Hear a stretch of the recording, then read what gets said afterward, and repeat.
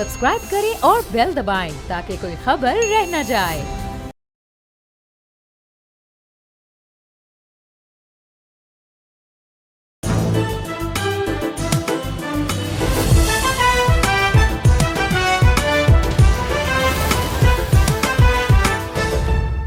सलाम नाज़रीन, you are watching debate with Nadia Mirza. नाज़रीन, आज की सबसे बड़ी ख़बर वो ये कि सुबह तकरीबन 3 बजे के करीब इसराइल ने तकरीबन 200 अपने जो जंगी जहाज़ थे उनकी मदद से ईरान के मुख्तलिफ मकामात पर हमले किए, मिज़ाइल गिराए, जिसके नतीजे में जो ईरान के अपने मीडिया के मुताबिक जो 100 से ज़ायद मकामात पर जब हमले हुए उसके नतीजे में 20 के करीब सीनियर उनके जनरल्स और तकरीबन 6 जो उनके साइंटिस्ट थे, न्यूक्लियर साइंटिस्ट, वो इसमें शहीद हुए। एयर डिफेंस सिस्टम उनका मुकम्मल तौर पर नाकाम हुआ। बहुत सारे इस पे सवालात उठ रहे हैं। एक दुनिया में एक बहस चल गई, क्या ये एक बाकायदा तौर पर एक जंग का आगाज़ है या इसको मुख्तलिफ नाम भी दे रहे हैं, जो हम आगे चल के इस पर ज़रा तफसील से बात करेंगे। लेकिन जो इंटरनेशनल रिएक्शन हमारे सामने आया उसमें पाकिस्तान ने अपनी पोजीशन बड़ी वाज़ेह की और इस हमले की शदीद मज़म्मत की, अपने आप को लाइन किया ईरान के साथ। इसी तरह से अगर अमेरिका की हम बात करें तो वो एज़ यूजुअल ना सिर्फ इसराइल के साथ खड़ा हुआ बल्कि उसने फौरी तौर पर ईरान को एक धमकी भी दी कि अगर आपने जवाबी हमला किया तो फिर आप हमारी तरफ से भी हमला होगा। लेकिन बात यहाँ तक भी ख़त्म नहीं हुई, या जिसको कहते हैं कहना चाहिए कि नहीं ठहरी, आगे बढ़ी और ट्रंप ने एक ट्वीट भी कर डाली कि ईरान या तो डील करे या अपनी एक बड़ी तबाही का इंतज़ार करे। तो ये जो मामला है ये आगे किस तरह से जाएगा और इतने बड़े पैमाने पर तबाही, पहले ही हमले में इतना बड़ा नुकसान। ईरान ने ये बात तो की है कि हम भरपूर जवाब देंगे, उन्होंने लाल परचम भी लहराया, लेकिन दुनिया जो है मुख्तलिफ जो तज्ज़ियाकार हैं उसकी कैपेबिलिटी और कैपेसिटी पर भी सवालात इन सेंस उठा रहे हैं कि क्या बात ये हो रही है कि ईरान पाकिस्तान नहीं है, क्या ईरान इस हमले का जवाब दे सकता है, और अगर नहीं तो ये मामला किस तरह से आगे बढ़ेंगे। इन पर और कुछ दीगर इश्यूज़ पर हम बात करें, टॉपिक को, इसी सब्जेक्ट को लेकर हमारे साथ इस समय मौजूद है middle east expert Mansoor Jafri साहब। जाफ़र साहब हमारे साथ मौजूद हैं। Thank you very much sir for your time. Major general रज़ा मोहम्मद साहब, सीनियर डिफेंस एनालिस्ट, वो भी हमारे साथ यहाँ पर मौजूद हैं। आपका भी बहुत बहुत शुक्रिया प्रोग्राम में शामिल होने के लिए। मेजर जनरल साहब, with all due respect and with all permission, अगर आप मुझे अलाउ करें, मैं मंसूर जाफ़र साहब से इस बात का आगाज़ करना चाह रही हूँ कि जो इतना बड़ा नुकसान हुआ, फिर टेक्निकलिटीज़ और दीगर चीज़ों के लिए एक्सपर्टीज़ की तरफ आपकी तरफ आऊँगी। मंसूर जाफ़र साहब, फरमाई गई जो जितना बड़ा नुकसान हुआ है ईरान का, अब ये एक तो कैसे हुआ, दूसरा क्या हम इसको एक फुल फ्लैज वॉर की शुरुआत करार दे सकते हैं? जी बहुत शुक्रिया जी।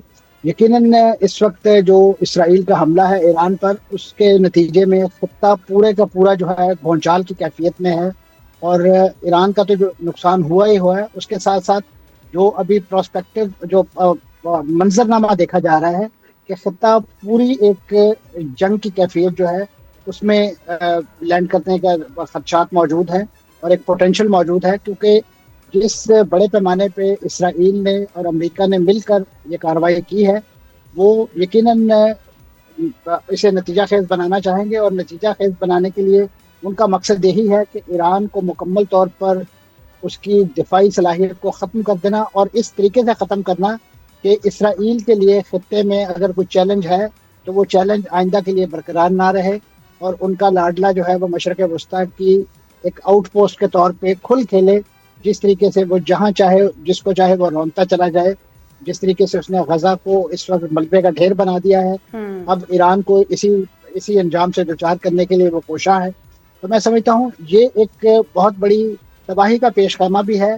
लेकिन इस वक्त अगर जो रीजनल ममालिक हैं उन्होंने एक सॉलिडारिटी ख़ासतौर पे ईरान के साथ न दिखाई और उनके साथ डिप्लोमेटिकली और पॉलिटिकल अपना जो वेट है ईरान के पलड़े में ना डाला, तो अगर वो इस ख्याल में बैठे हैं कि शायद ये एग्रेशन और ये जारहियत और ये जो एक्सपेंशनल डिज़ाइन है इसराइल के वो यहीं तक रुक जाएंगे, तो ये अज़्म तो इसराइल ने अपनी जो कनीसत की पेशानी है उस पर अरबी हरूफ में लिखा हुआ है, मुल्कों के या इसराइल मिनल फुरात इलन नील, कि ए इसराइल तेरी ममलकत जो है वो फुरात से नील तक اور اس کا جو پورا ایک جو ریڈیس بنتا ہے وہ ترکی کا حصہ، پورا جنوبی لبنان، پھر اس کے بعد حتیٰ کہ باب خیبر تک، مدینہ تک جو ہے یہ ریچ ان کا ایکسپینشنل ڈیزائن ہے. یہی وجہ ہے کہ اسرائیل آئے روز جو ہے وہ غرب اردن کے علاقے میں بھی نئی یہودی بستیاں بسائے جا رہا ہے، اور اسی طریقے سے اب جس طریقے سے ایران کو اس نے تاراج کیا ہے،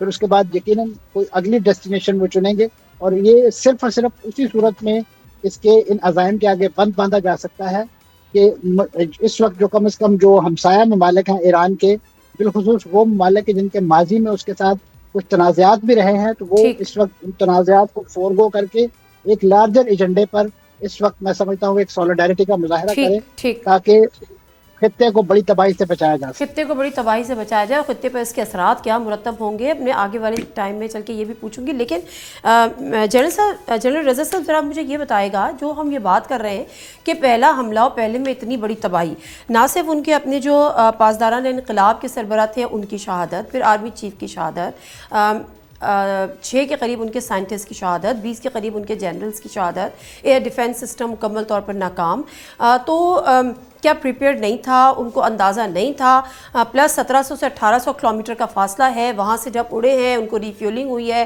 کون کون سی ایئر بیسز انہوں نے استعمال کیے ہیں، ان کو کہیں پہ انٹرسیپٹ کیوں نہیں کیا گیا، ان سب چیزوں کے آپ کے پاس کیا جواب ہے سر؟ جی thank you so much miss Nadia, آپ کو مجھے پروگرام کو میں لینے کے لیے، اور جو آپ کے دوسرے ڈسکشن کی بھی بہت سلام. مس سب سے بڑی بات یہ کہ یہ ہم نہیں کہہ سکتے کہ انہیں پتہ نہیں تھا، پتہ چل گیا تھا، اور اسپیشلی چند گھنٹے پہلے تو ضرور ان کو پتہ چل گیا ہوگا. ان کے ریڈار سسٹم، ان کے انٹیلیجنس سسٹمز، جو ان کے کوئی امبیڈڈ لوگ ہوں گے دوسری نیبرنگ کنٹریز میں، ان کو پتہ چل گیا ہوگا. ایئر ڈیفنس سسٹم ناکارہ کیوں ہوا، اس کے لیے تھوڑی سی مجھے اگر آپ الاؤ کریں تو میں تفصیل بتاؤں. جی ایکچولی اگر یہ آپ جائیں تو یہ کہانی شروع ہوتی ہے 1980 سے، ارلی 1980 سے، جس وقت ایران اور عراق کی وار ہوئی. دونوں کنٹریز جو ہیں بہت پاورفل بن رہی تھیں. عراق بھی ایک ملٹری پاور بن رہا تھا، ایران ایک اکنامک پاور بن رہا تھا، ملٹری پاور بن رہا تھا. جب ان کی جنگ ہوئی، جنگ کروا دی گئی، تو اس کے بعد تباہی کا آغاز ہوا. اور وہ دن اور آج کا دن ایران جو ہے کانسٹنٹلی انڈر پریشر ہے، کانسٹنٹلی انڈر سینکشنز ہے، اور اس کے اوپر اس وقت 500 سے زیادہ سینکشنز ہیں. سمپل ریزن اس کی صرف ایک ہی ہے کہ پورے خطے میں صرف ایک کنٹری ہے جو اسرائیل کو چیلنج کرتی ہے، جو اسرائیل کے خلاف کھڑی ہوتی ہے، اور وہ ایران ہے. اور اس طرح جیسے آپ نے تھوڑی دیر پہلے اپنے ابتدائیے میں بات کی کہ جو بھی ریزسٹنس فورسز ہیں اگینسٹ اسرائیل، خواہ وہ پیلسٹینینز ہیں، حماس ہے، حزب اللہ ہے، ان کو بھی ایران کی سپورٹ رہی ہے. نقصان بے حد زیادہ ہوا ہے. آگے کیا ہوگا؟ اچھا جی، جو سینکشنز ہیں ان کی وجہ سے جو پرابلم اس وقت ہے وہ یہ ہے کہ جو ایران کی ملٹری کیپیبلٹی ہے اس میں کافی بڑا ڈینٹ ہے، کافی بڑا گیپ ہے. جیسے آپ یو آر ویری رائٹلی سینگ، صحیح فرمایا آپ نے کہ ایران کے جو ایئر ڈیفنس سسٹم ہے اس کو انہوں نے پینیٹریٹ کیا. اس کی ریزن ایک ہی ہے کہ اتنی زیادہ سینکشنز کی وجہ سے ایران کی جو ملٹری کیپیبلٹی ڈیولپ ہونی تھی، جو ٹیکنالوجیکل ایڈوانسمنٹس ہونی تھی، وہ نہیں ہو سکی. نقصان کون سا سب سے بڑا ہوا کہ ان کا بیسکلی جو ہٹ کا ٹارگٹ تھا وہ 2 چیزیں تھیں. ایک تو یہ چیز تھی کہ ان کا جو نیوکلیر پروگرام ہے جو سب سے بڑی تھریٹ ہے، تو انہوں نے نیوکلیر پروگرام کو، میزائل پروگرام کو بہت زیادہ فوکس کیا. سائنٹسٹ اور جنرلز جو تھے. سیکنڈ چیز تھی ان کا کمانڈ سٹرکچر. جب آپ کمانڈ سٹرکچر کو ڈسٹروائے کر دیتے ہیں، ایک دم ان کو نیوٹرلائز کر دیتے ہیں یا شہید کر دیتے ہیں، تو اس کا مطلب یہ ہوا کہ ایک پیرالسس جو ہے وہ کریٹ ہو جاتی ہے کمانڈ سسٹم میں. تو انہوں نے اپنی طرف سے دونوں بڑے بڑے اسٹریٹجک قدم اٹھائے ہیں، جو ڈیمیج بہت بڑا ہوا ہے اور اس کا امپیکٹ جو ہے بڑا لانگ ٹرم. ٹھیک ہے سر، میں اس کو کنٹینیو کروں گی، آپ کے پاس دوبارہ آؤں گی. مجھے فرمائے گا منصور جعفر صاحب کہ انٹرنیشنل، ایک تو یہ کہ خطے پہ امپیکٹ، اگر بریف اس کو بھی کر دیجیے گا، لیکن اس کے ساتھ ساتھ جو ٹرمپ کی جو ہم لینگویج دیکھ رہے ہیں، میں تو بڑی حیران ہوئی ان کی ٹویٹ پڑھ کے. وہ تو ایک مطلب، میں سوری تھوڑا سا سلینگ ورڈ ہو جائے گا، بٹ ایک بدماش کی طرح وہ دھمکیاں باقاعدہ طور پر دے رہے ہیں کہ اگر آپ نہیں کیا تو تباہی ہوگی، تباہ ہونے کے لیے تیار ہو جائیں اور برباد ہونے کے لیے تیار ہو جائیں. مطلب یہ بڑی عجیب سی ٹرمینالوجی، بڑا ایک ویسی لینگویج استعمال کی ہے. تو پھر ایک تو خطے پہ اثرات، دوسرا ایک جو ٹرمپ کی بات ہے، تو اب ایران کہاں تک جا سکے گا؟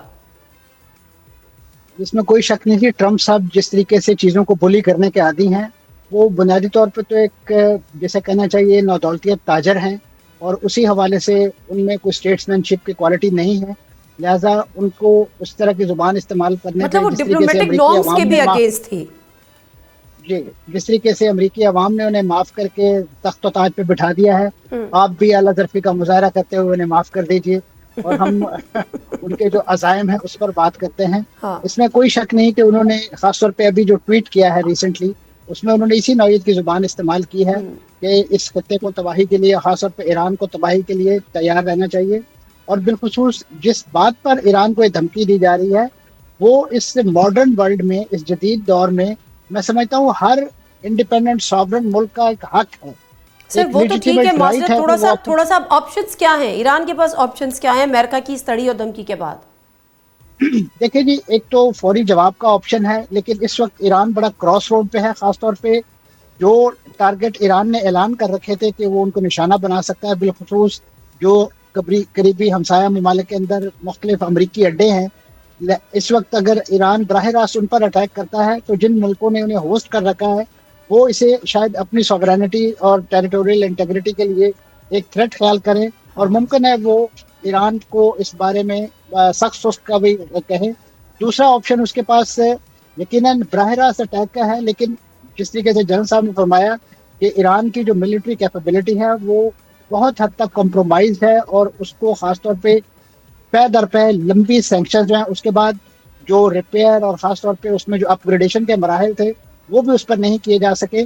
اور اسی طریقے سے جو ایران کو اس وقت میں سمجھوں سب سے بڑا چیلنج درپیش ہے وہ انسائڈر ورک کا ہے، کیونکہ یہ جو اس وقت بڑے پیمانے پہ تباہی ہوئی ہے اور خاص طور پہ بڑے پریسائزلی ٹارگٹ ہٹ کیے ہیں اسرائیل نے، وہ انٹرنل سیکورٹی فیلئر کی بھی نشاندہی کرتے ہیں. ٹھیک ہے. اور اس کے لیے میں سمجھتا ہوں جو ایک خدشہ محسوس کیا جا رہا ہے کہ ایران نے ماضی میں جس طریقے سے ہمارے ہمسایہ ملک کی ایک سیکورٹی ایجنسی را جو ہے اسے اپنے ہاں ہوسٹ کیے رکھا، اور ان کو اپنے جو بھی اسٹریٹجک مقاصد تھے اس کے لیے پروان چڑھاتے رہے. انہوں نے بجائے یہ کہ ایران کے لیے کچھ کام کریں، انہوں نے ان بیسز کو، ان جگہوں کو پاکستان کے خلاف جو ہے استعمال کرنا شروع کیا. لیکن اس کے باوجود جب انڈیا پاکستان کا جو وار تھی اس میں ایران پاکستان کے ساتھ کھڑا تھا، اور اس کے بعد ہم نے دیکھا کہ ہمارے پرائم منسٹر وہاں کا وزٹ بھی کیا اور اس کو ایکنالج بھی کیا. میجر جنرل صاحب ذرا اس پہ فرمائے گا، جس طرح سے آپ نے خود کہا کہ وہ جو ان کی اب کیپیبلٹی ہے وہ تھوڑی کمپرومائزڈ ہے. ایران بڑی بڑی بات تو کر رہا ہے کہ جی ہم بدلہ بھی لیں گے، سر پرچم بھی لہرا دیا اور اسرائیل کے خاتمے کا وقت بھی آ گیا، لیکن کیپنگ ان ویو کہ اس کی کیپیبلٹی کم ہے، ایران کیا یہ کر سکتا ہے جو کہہ رہا ہے؟ جی بہت شکریہ مس. اس میں 3 فیکٹرز بڑے امپورٹنٹ ہیں انڈرسٹینڈ کرنے کے لیے میم. ایک تو یہ ہے جی کہ ایران کا ساری عمر سے جو سٹانس رہا ہے، اور ایران نے اپنا ایک ریزیلینس شو کی ہے، ٹینیسٹی شو کی ہے، اور ان کی لیڈرشپ نے اور عوام نے ایک بہادری کا مظاہرہ کیا. لیکن کیا یہ جذباتیت اور بہادری جو ہے اس کو جب آپ ٹرانسلیٹ کرتے ہیں پریکٹیکل ٹرمز میں وہ کس حد تک افیکٹو ہوگی، یہ ڈپینڈ کرے گا آپ کے جو ملٹری کمانڈرز ہیں وہاں کے اس وقت، اور جو انٹیلیجنس ہے اور جو ان کی ٹیکنیکل کیپیبلٹی ہے اس کے اوپر. اگر وہ لوگ جیسے پاکستان کے کیس میں آپ نے دیکھا تھا کہ انیشلی تو ساری دنیا یہی سمجھ رہی تھی انکلوڈنگ یونائٹڈ اسٹیٹس کہ پاکستان جو ہے وہ it will be beaten very badly, بہت حال ہوگا، اور اس لیے انہوں نے کہا جی اچھا ہم تو پیچھے ہٹ رہے ہیں، آپ جو کرتے ہیں کر لیں. But then when they so it کہ کس طریقے سے پاکستان نے اپنی کیپیبلٹی کو امپلوائے کیا تو وہ حیران رہ گئے. تو یہ بڑا امپورٹنٹ فیکٹر ہوگا. تیسری چیز یہ ہے جی کہ ان کے اسٹریٹجک مقاصد اس وقت ایران کے کیا ہیں. میرے خیال سب سے بڑا مقصد جو ایران کا ہوگا کہ انٹرنیشنلی اور نیشنلی ان سائڈ آؤٹ سائڈ جو کنٹری ہے کہ اس میں لوگ کو یہ بتانا کہ وہ بدلہ لے سکتے ہیں اور انہوں نے بدلہ لیا ہے. However, جو بہت امپورٹنٹ چیز ہے کہ ان کی کیپیبلٹی جو ہے وہ ڈیمانسٹریٹ کرنے کی بات ہے کہ وہ کیسے کرتے ہیں اور کتنا زیادہ افیکٹو وہ ریٹیلیٹ کر سکتے ہیں.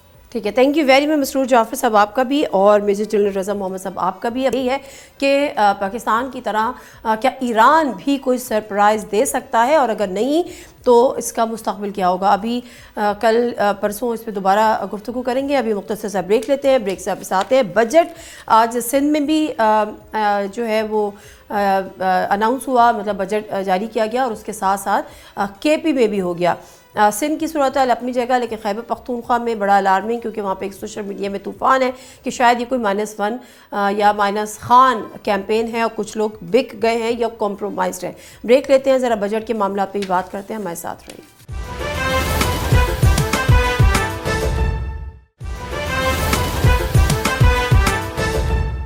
جی ناظرین، پروگرام میں ایک دفعہ پھر آپ کو خوش آمدید کہتے ہیں، اور اس پروگرام کے اس حصے میں ہم بات کریں گے پیش ہونے والے بجٹ پر، جو کہ وفاقی حکومت نے 10 جون کو پیش کیا، اور آج قومی اسمبلی کا اجلاس تھا جس میں اس پر بحث بھی ہوئی۔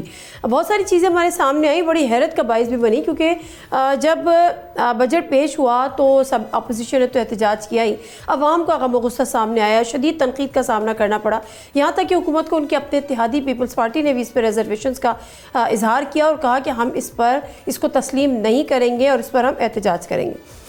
جو 2-3 معاملات تھے، ایک تو سیلریز کا اپریزل جو کہ انہوں نے اپنے سینٹ چیئرمین اسمبلی کو لے کر کیا تھا، اور اس کے علاوہ بھی جو بڑی بھاری تعداد جس کو ہم کہتے ہیں کہ 500% اور کبھی 400% اور 600% تنخواہوں میں جو اضافہ ہوا ہے اس پر تھا۔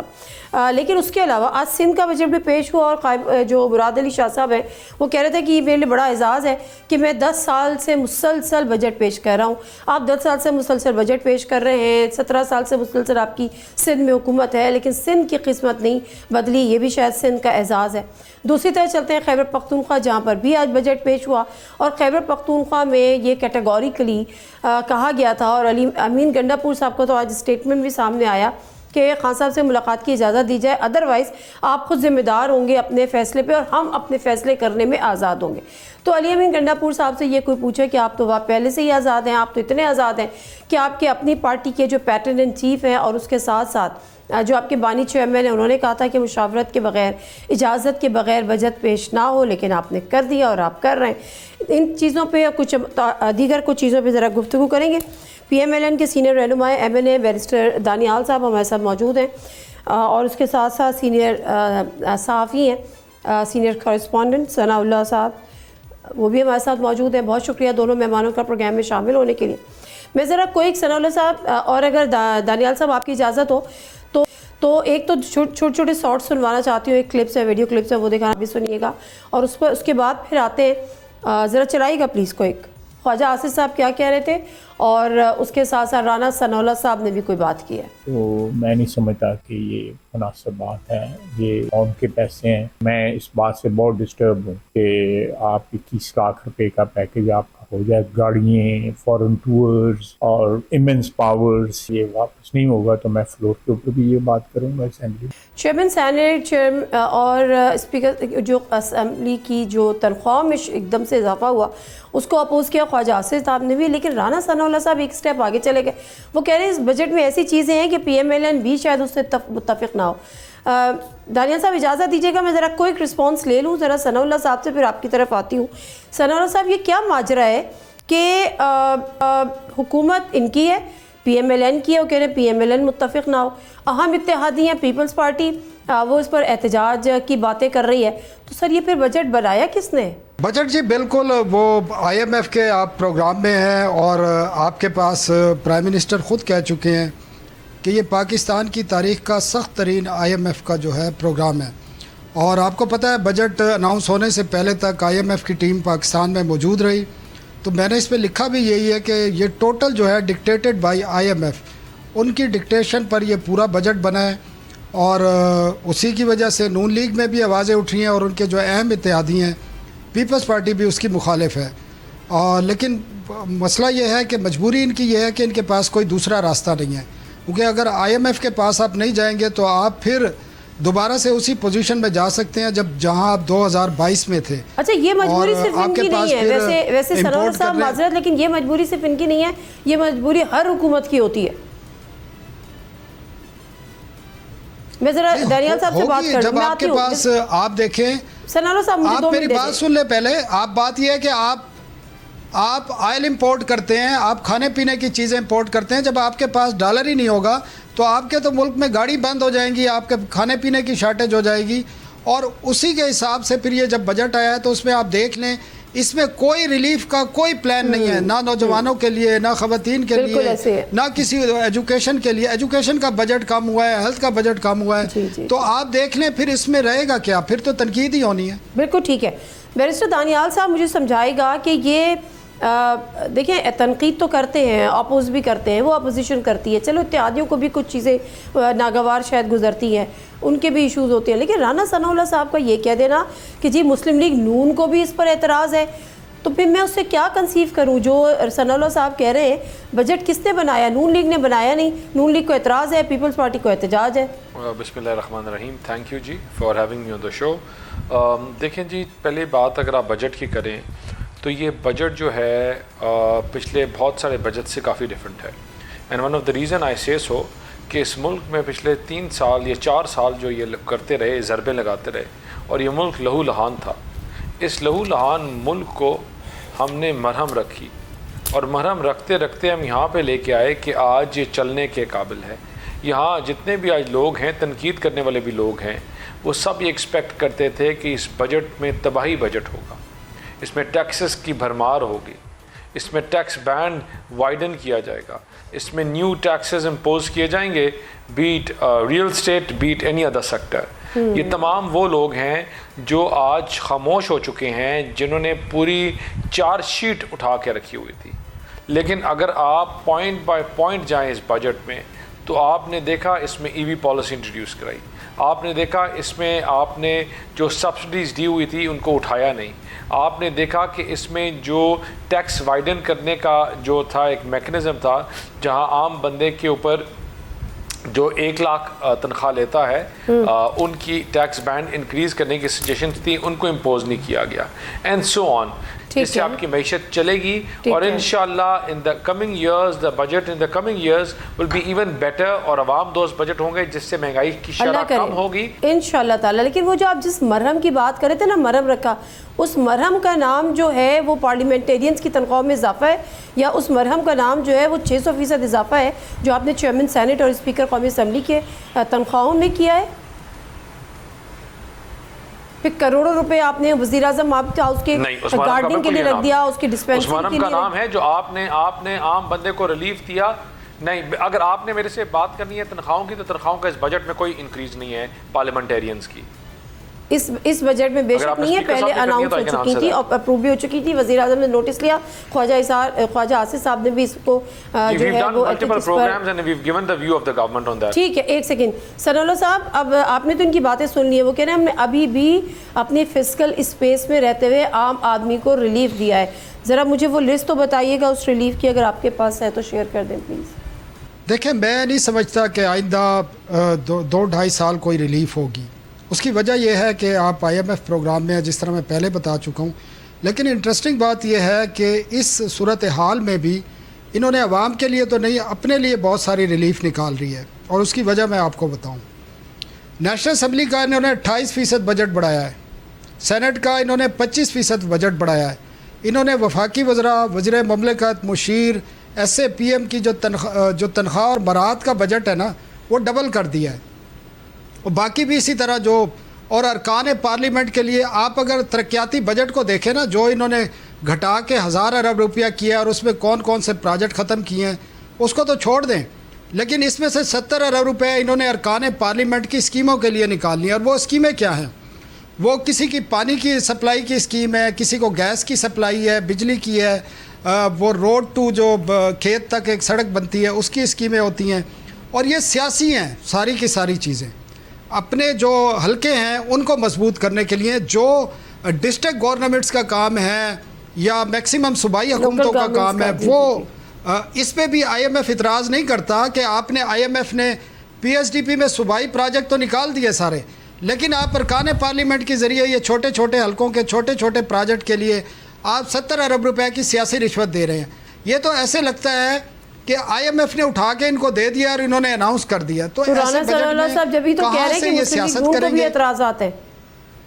جی ہوں گے اعتراضات، انہوں نے جا کے لوگوں کو فیس کرنا ہے. اور انٹرسٹنگ بات جو میں ایک بات بتاؤں نا، اس ملک میں ہوتا کیا رہا ہے، اس ملک میں ایسا فائنانس منسٹر آتے ہیں، کبھی معین قریشی کو لاتے ہیں، کبھی حفیظ شیخ کو لے آتے ہیں، کبھی آپ یہ شوکت عزیز کو لے آتے ہیں اور اب یہ ایک اور تحفہ لے کے آئے ہیں.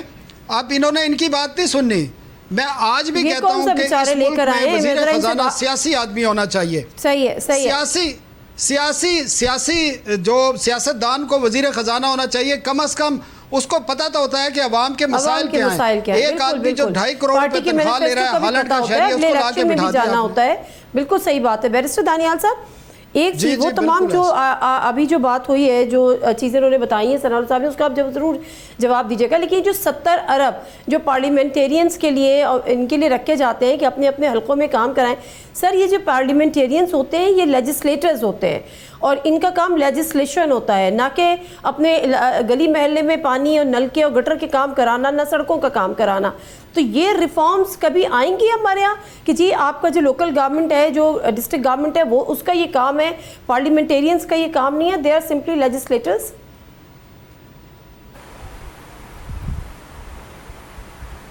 دیکھیں جی, پہلے جہاں تک انہوں نے بات کی میرے بھائی نے کہ آپ کے مرات ڈبل ہو گئے اور تنخواہیں ڈبل ہو گئی, یہ انہوں نے اس بجٹ میں یہ کیا ہے. میں I have the budget right in front of me. اگر یہ چیز بجٹ میں مجھے نکال کے دے دیں کہ اس بجٹ میں یہ کام ہوا ہے تو I will be accountable for it. اس میں ایسی کوئی چیز نہیں لکھی ہوئی. ایک سیکنڈ دانیال صاحب, ایجوکیشن کا بجٹ کتنے % انکریز ہوا ہے اس دفعہ؟ تمام شکوں کے باوجود آپ کا جو کمپیریٹیو انالیسس میں نے آپ سے ہی نہیں کہا کہ 0.8% آف جی ڈی پی ہے, 1% بھی نہیں ہے جی ڈی پی کا ایجوکیشن اماؤنٹ. ہم نے ہائر ایجوکیشن کمیشن کا بجٹ کم کیا گیا ہے. میں بتاتا ہوں, جب لاسٹ بجٹ آیا تھا تو انفلیشن جو تھی وہ نہیں بھائی ایک سیکنڈ آپ ریئل ٹرمز کی بات کریں. جب لاسٹ بجٹ آیا تو inflation in real terms was about 26-27%. ابھی جو انفلیشن ہے, مہنگائی کی شرح ہے, وہ تقریباً سنگل ڈیجٹ کے اوپر آ گئی ہے. اکانومسٹ آپ تمام کو اٹھا کے دیکھ لیں تو آپ کو اکنامک انڈیکیٹرز جو بتاتے ہیں, کہتے ہیں کہ ملک صحیح سمت میں جا رہا ہے, ملک ایک رائٹ ڈائریکشن میں جا رہا ہے. تو why your important allies are not with you? The People's Party is not with you. Leave the opposition. Because we all can because we can all disagree on certain things. جس طرح میں نے poverty elevation کے لیے میری ایک اور اپنی سوچ ہے. I can disagree on certain things. میں اسی طرح ہمارے جو سینئرز ہیں یا اور لوگ ہیں, they can disagree on certain things. مطلب disagree کرنا تو اس میں کوئی غلط بات نہیں ہے. مجھے لگتا ہے کہ ہاسٹیلٹی میجرز میں آپ کے جو XYZ کی جو اماؤنٹس تھی وہ زیادہ ہونی چاہیے تھی. اچھا ٹھیک ہے, ایک سیکنڈ بیرسٹر صاحب, ایک سیکنڈ میں ثناء اللہ صاحب سے ذرا بات کروں, میں واپس آؤں گی آپ کی طرف. مطلب اس میں آپ کے ٹھیک ہے, I got your point sir. I got your point. Your point has been established. Wait a minute. ثناء اللہ صاحب, یہ جو پیپلز پارٹی نے جو دیے ہیں کچھ ریزرویشنز کا اظہار کیا ہے, آلدو کہ پچھلے بجٹ میں بھی کیا تھا اور بلال بھٹو زرداری صاحب نے کہا تھا کہ ہم اس کو پاس نہیں ہونے دیں گے, ہم بیٹھیں گے نہیں, اور پھر کچھ ہوا بھی تھا, پھر بات چیت ہوئی, معاملہ مکمکا ہو گیا. ابھی جو ان کی ریزرویشنز ہیں وہ جینین ہیں اور آپ کو لگتا ہے کہ یہ اس میں کوئی جان ہے؟ وہ کہہ رہے سرٹن چیزوں پہ ہے, it would be settle down soon. میں نہیں سمجھتا کہ پیپلز پارٹی جو سب سے اتحادی جماعت ہے وہ کوئی بجٹ میں رکاوٹ ڈالے گی. ضرور ہے, سیاست ضرور ہوتی ہے, لیکن انہوں نے اس بجٹ کے اندر اپنا پورا حصہ لیا ہے. آپ دیکھیں, میں آپ کو بڑا انٹرسٹنگ فگر بتاتا ہوں. PSDP میں IMF کی یہ شرط تھی کہ صوبائی پروجیکٹ ختم کر دیے جائیں, بہت سارے ختم کیے گئے ہیں, لیکن پیپلز پارٹی نے NSE میں بیٹھ کے 67 ارب روپے اپنے لیے رکھوائے ہیں. جناب آپ ایسی بات نہیں ہے, آپ نے پنجاب کے لیے بھی رکھے ہیں, آپ نے بلوچستان کے لیے 230 رکھے ہیں. آپ حیران ہوگی KP کے پروجیکٹ کے لیے کتنے پیسے ہیں پتہ ہے آپ کو؟ 57 کروڑ روپے. آپ مجھے بتائیں. اور وہاں پہ ایک اتنا بڑا پروجیکٹ ہے جس سے 3 لاکھ ایکڑ زمین سیراب ہونی ہے. 184 ارب روپے کا پروجیکٹ ہے چشمہ لفٹ بینک کینال. آپ اس کے لیے 10 کروڑ روپے رکھ رہے ہیں, شرمناک بات ہے. اور نہ صرف فیڈرل نے اس پہ زیادتی کی ہے بلکہ KP کے وزیر اعلیٰ نے بھی اس پر جو ہے کوئی آواز نہیں اٹھائی, اور وہ 25 سال سے پروجیکٹ زیر التوا ہے, NEC سے اور ایکنک سے اپروو ہے 25 سال سے. 3 لاکھ ایکڑ اس سے سیراب ہونی ہے اور ایک زرعی انقلاب آنا ہے اس سے, اس ملک میں جہاں زرعی پیداوار کم ہو رہی ہے. بجٹ میں بھی آپ دیکھیں گے. ٹھیک ہے, محمود جان بابر صاحب ہمارے ساتھ موجود ہیں. محمود جان بابر صاحب ذرا یہ بتائے گا کہ یہ معاملہ کیا ہے؟ سننے میں آ رہا ہے اسمبلی 2 حصوں میں بٹ گئی ہے, وہاں پر جو ہے علی امین گنڈا پور صاحب اپنے فیصلے خود کر رہے ہیں. علیمہ خان صاحبہ نے کیٹیگوریکلی کہا تھا, میسج دیا تھا کہ جی خان صاحب سے ملاقات کے بغیر بجٹ پیش نہیں ہوگا. پھر کیسے بجٹ پیش ہو گیا؟ जी देखें, एक बात तो वाज़ेह है कि बजट पेश होना और मंजूर होना ये दो अलग बातें हैं। और यहाँ पे जो इतलात आई थी उसमें ये फैसला हुआ था कि बजट पास नहीं होना चाहिए आज, जो यहाँ पे तहरीरी जो मैसेज आया था, तो पास तो आज ये हो ही नहीं सकता, क्योंकि हर बजट के मंजूर होने में 10 से 14 दिन लगते हैं। आज वो सिर्फ टेबल हुआ है और वज़ीर आला खैबर पख्तूनख्वा ने आज ये इम्तिहानी भी कराई है कि इसको पास करने से पहले इस पे बानी पीटीआई से मुलाकात की जाएगी और उस पे उनकी नजर ली जाएगी। लेकिन ये लोग ये कहते हैं, जो अपोजिशन थी तो उनका कहना था कि बजट के फिगर तो जब आपने बिल्कुल ही लाक कर दिए हैं तो इसको फिर आप कैसे वो करेंगे, दोबारा कैसे सब कुछ बजट बदलेगा। अगर जैसे कि अभी इनकी 11 साल हो गए इनकी हुकूमत को, तो अगर बानी पीटीआई कोई ऐसी हिदायत करते हैं कि पूरे के पूरे फंड्स जो हैं वो डाइवर्ट होते हैं कुछ फलाई कामों की तरफ, अगर वो हिदायत करते हैं, और या ऐसा ही है जैसे कि बताया जा रहा है कि वो सिर्फ लोगों को रिलीफ देने के लिए कर रहे हैं, हालांकि इसके 2-3 और भी इशू हो सकते हैं कि जिस तरह इनकी मुलाकात नहीं की जा रही और वो इस बजट को प्रेशर के तौर पे इस्तेमाल करके बानी पीटीआई इमरान खान के साथ इससे मुलाकात के लिए हुकूमत को प्रेशराइज कर रहे हो कि हम तो बजट के लिए मिल रहे हैं लेकिन हमें फिर भी मिलने नहीं दिया जा रहा। हाँ, लेकिन ये आपने बड़ी दिलचस्प बात की है, क्योंकि अगर जाहिर सी बात है मुलाकात में कोई चाय पीने के लिए तो नहीं बुलाया होगा ना। मुलाकात में इसलिए होगा कि उसमें पहले मुशावरत हो कि आपने कहाँ एलोकेशंस करनी है, किसका बढ़ाना है, कहाँ पे आपने कम करना है, ये डेवलपमेंट प्रोजेक्ट या व्हाटएवर।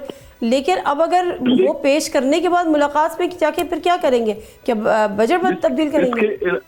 इसके अलावा एक मसला और भी है कि अगर बजट के नाम पे ये मुलाकात होती है और उसमें पार्टी के जो दीगर जो इनके इरादे हैं अगर उस पे बात होती है तो शायद अभी ये भी खदशात है ना कि ये मिलेंगे तो ये जाके जो एहतजाज का नया सिलसिला शुरू होगा, वहाँ से हिदायत लेंगे, अगर इनमें कोई कमियां हैं, नाराजगियां हैं, उनको मुतहद करने के लिए भी ये मुलाकात इस्तेमाल की जा सकती है कि इनको बुला के इनको समझाया जाए। और ये भी हो सकता है कि ये जो जिस तरीके से बजट लेके आए हैं, ठीक है, तो इनको जी बहुत शुक्रिया महमूद जान बाबर साहब। सनाउल्लाह साहब आपका भी बहुत शुक्रिया।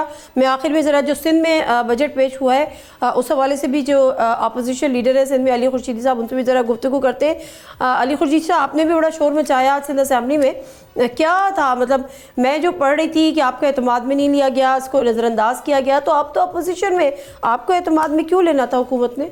मैं आपको आपके सवाल का जवाब मैं इस अंदाज से दूंगा कि इस असेंबली में बजट का सेशन से पहले प्री बजट डिस्कशन हुई थी और पूरा सेशन चला था और उस सेशन के अख्ताम पे वजीर खजाना से मुराद अली शाह साहब ने करारदाद पेश की थी और पूरी असेंबली ने वो करारदाद पास की और उसके बाद उसमें उन्होंने ये इरशाद फरमाया था कि जितनी भी गुजारिशात और सिफारिशात अरकान असेंबली की जानिब से, यानी कि ट्रेजरी बेंचेस और अपोजिशन की बेंचेस की जानिब से गुजारिशात जो और सिफारिशात दी गई हैं, मैं उनको इनकॉर्पोरेट करूंगा। ये फ्लोर ऑफ द हाउस वजीर खजाना सिंध मुराद अली शाह साहब ने बात की। आज बजट में वजीर आला सिंध मुराद अली शाह साहब ने वजीर खजाना सिंध मुराद अली शाह साहब की बात को नहीं माना, असेंबली की करारदाद पास की हुई करारदाद को नहीं माना और बजट पेश कर दिया।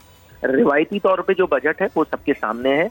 यहाँ ऑब्वियसली नंबर्स बढ़ गए हैं, उन्होंने तरक्याती स्कीमों में पैसे भी ज्यादा रख दिए हैं, मगर मेरे कहने से क्या फर्क पड़ता है, हुकूमत के कहने से क्या फर्क पड़ता है, ये अहमियत नहीं है। आवाम है सिंध की 6 करोड़ आवाम, कराची से कश्मीर तक, लॉ एंड ऑर्डर की सिचुएशन, इंफ्रास्ट्रक्चर, सेहत, तालीम, सब कुछ तो बर्बाद है जनाब। हाँ, सब कुछ हमारे सामने है, इसमें तो कोई दो राय नहीं। लेकिन एक चीज़ में मैं आपको ज़रा आखिर में कमेंट जानना चाहूँगी। शर्जील इनाम मेमन साहब ने जो मीडिया से गुफ्तगू की है, उन्होंने कहा मुत्तहिदा पीटीआई का गठजोड़ सामने आ गया। जो सीटों पे लड़ते थे आज असेंबली में मुत्तहिदा और पीटीआई दोनों साथ साथ थे। पीटीआई और मुत्तहिदा का इत्तेहाद एक नया पैगाम है, लेकिन हमें फ़र्क नहीं पड़ता, मुत्तहिदा की सियासत सबके सामने है, बल्दियाती इंतखाबात से भागती है। वजह यह कि अवाम में इनको पजीराई नहीं मिली। कोई इत्तेहाद कर लिया आपने पीटीआई के साथ? वेल, ये तो उनकी इंटरप्रिटेशन है ना, ये तो उनकी इंटरप्रिटेशन है। इस असेंबली में सुन्नी इत्तेहाद काउंसिल या पाकिस्तान तहरीक इंसाफ के जितने अरकान हैं, उन्होंने जो है वो मुत्तहिदा कौमी मूवमेंट पाकिस्तान की जानिब से जो एहतजाज हो रहा था उसमें जमात इस्लामी की हमारे साथ मौजूद थी। तो अगर उसको वो समझते हैं गठजोड़, तो उनका अपना इंटरप्रिटेशन है, उस पर तो मैं कमेंट नहीं करूंगा। वो वैसे ही वो बेचारा वजीर आला सिंध जो है वो खिसियानी बिल्ली खंबा नोचे वाली हरकतें कर रहे थे इस असेंबली में। मुझे नहीं लगा कि एक मैच्योर्ड पॉलिटिशियन, मुझे तो हैरानी है और शदीद मुझे कंसर्न है कि एक ऐसे शख्स को जो है वो सिंध का चीफ एग्जीक्यूटिव इतने अर्से से पाकिस्तान पीपल्स पार्टी जैसी इतनी बड़ी जमात जो अपने आप को जमहूरी जमात कहती है, कैसे कैरी कर रही है। ठीक है, बहुत शुक्रिया अली खुर्शीदी साहब। प्रोग्राम से दीजिए कोई इजाज़त, अल्लाह हाफिज़।